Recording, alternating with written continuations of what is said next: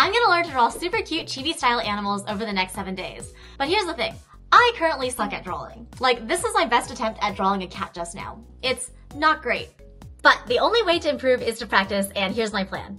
On days 1 to 3, I'm gonna study cute chibi proportions. On days 4 to 6, I'm gonna learn how to color. And on day 7, I'm gonna put everything together into a single, super polished piece. And yeah, let's get started! On day 1, I was primarily following along with some courses from my favorite artists, because I was hoping they'd help me learn to draw as efficiently as possible. Alright, well, this is my first drawing for the class, and I gotta say, he is certainly looking much better than my cat from earlier. That said, it is an exact copy of someone else's character, but progress is still progress.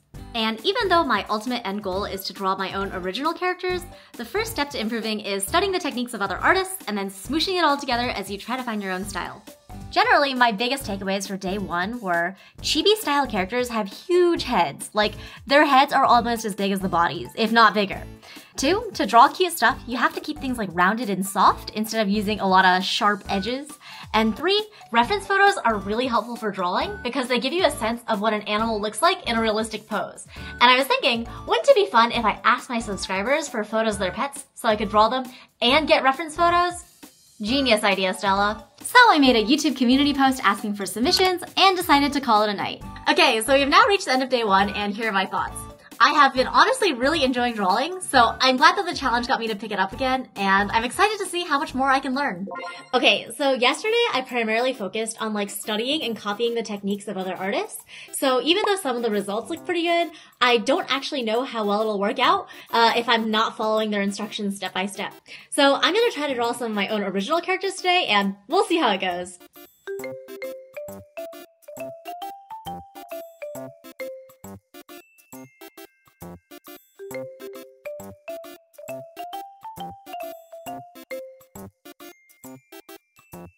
I gotta say, my first few attempts are not looking so hot. Maybe if you squint at them from 10 feet away, they look cute. I even tried drawing my dog Shayla, and I don't think I did her cuteness justice. So even though I actually got quite a few pet photo submissions overnight, I wasn't really confident in my drawing skills just yet. And since I want to do a good job with the pets that people submitted, I decided to hold off on those and save them for later. So I mostly used random internet reference photos instead.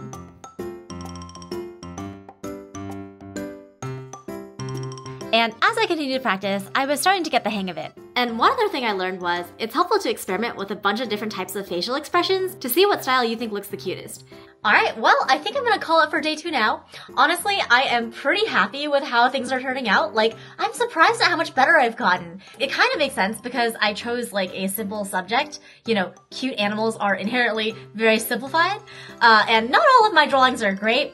But overall, I'm pretty happy with the progress I've made. Alright, today is day 3 and we are back at it again. I gotta say, my hands are starting to feel a little bit sore from drawing so much, so gotta be sure to do, you know, your wrist stretches. Drawing is an exercise after all. Anyways, today in addition to drawing cute animals, I'm also hoping to add some like cute little props and stuff, because I feel like that just gives the art a little bit more character and fun personality vibes, you know? And lo and behold, on day 3, I got really into the zone with drawing. I was having a lot of fun trying out different ways to add objects and personality, and I also found a few more drawing tips today that were really helpful. The first is flipping your canvas horizontally. It forces you to look at the drawing with a new perspective, like literally, and it can help you see if there's any areas or proportions that just look a bit off. And what do you do if some of the proportions look wonky? Well, you can use the liquefy tool, which kind of lets you push around the image. It honestly feels like magic for me, and it has saved many of my cute chibis. Anyhow, I spent a lot of time practicing sketching more poses, and towards the end of the day, I was starting to feel pretty happy with my skills. And I realized that, low-key, I had a lot of pet submissions and not that much time. So I decided to do the line art for some of the pets today so I could get a head start on coloring tomorrow. And these 2 adorable kitties are Boba and Bowser, and I just loved how cozy they look together. And this beauty is Kiki. I thought it was super funny how she had an octopus hat, so I had to draw that too. Alright, well, I think it's time to call it for today. I am very tired, it is getting late, and my hand is exhausted. But I'm super proud of the progress I've made. I feel like I'm actually pretty good at drawing cats and dogs now. Other animals, still not so much, but you know what? Cats and dogs are the cutest anyways. Alright, well, today we get to coloring, which I am very excited for. I feel like color just adds so much life to the drawings. But I'm also kind of nervous because, to be honest, I've always been really bad at knowing like where to shade things. So hopefully it turns out well, we'll see. The part of coloring that I actually found the most challenging was trying to capture complex fur patterns while still keeping the artwork looking chibi and simplified. And it's not a perfect representation, but hopefully you can still see the resemblance.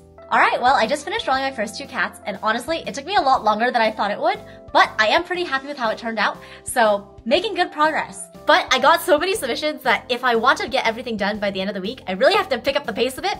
So yeah, let's see how fast I can get.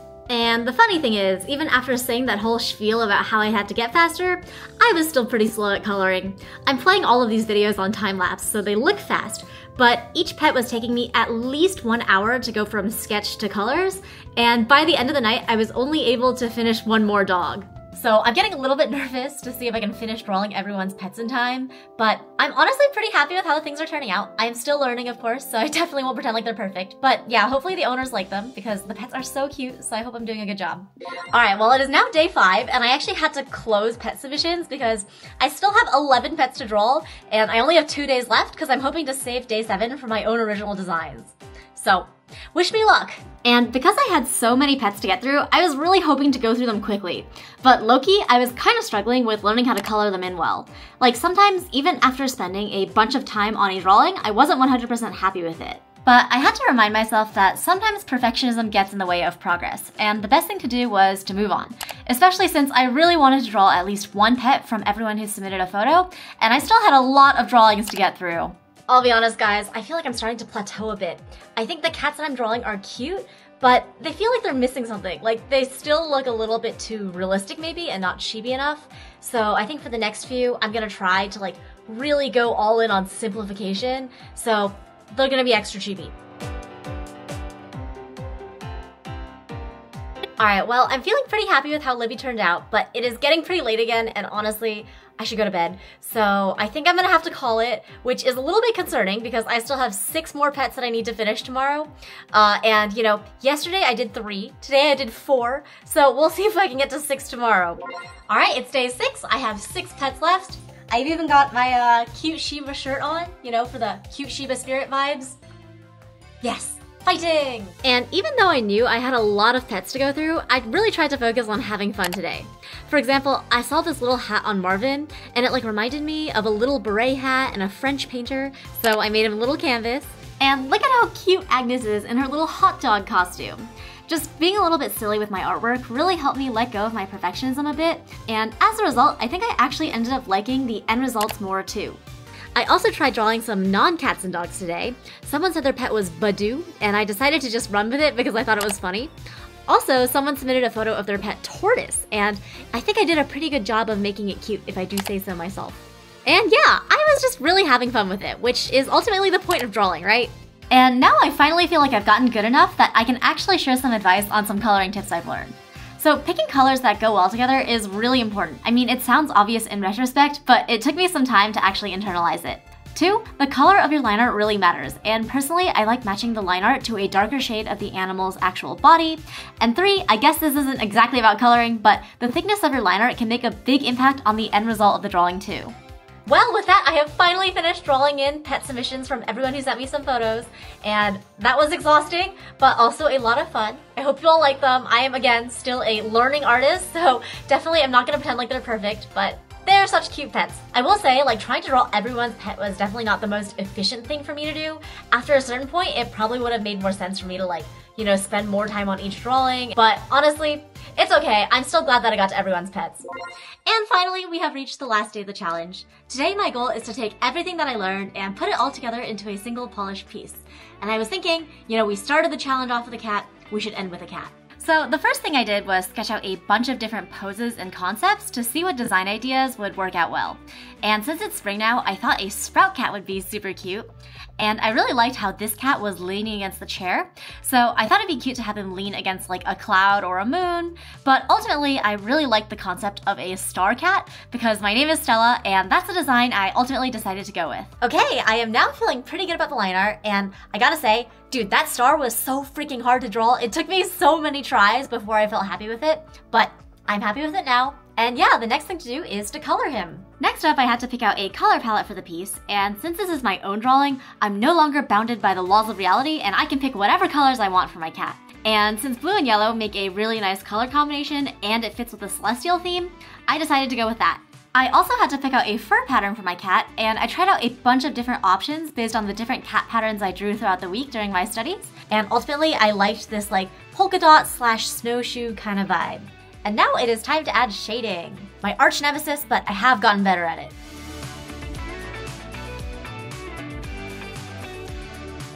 Alright, well, when it comes to shading, sometimes less is more.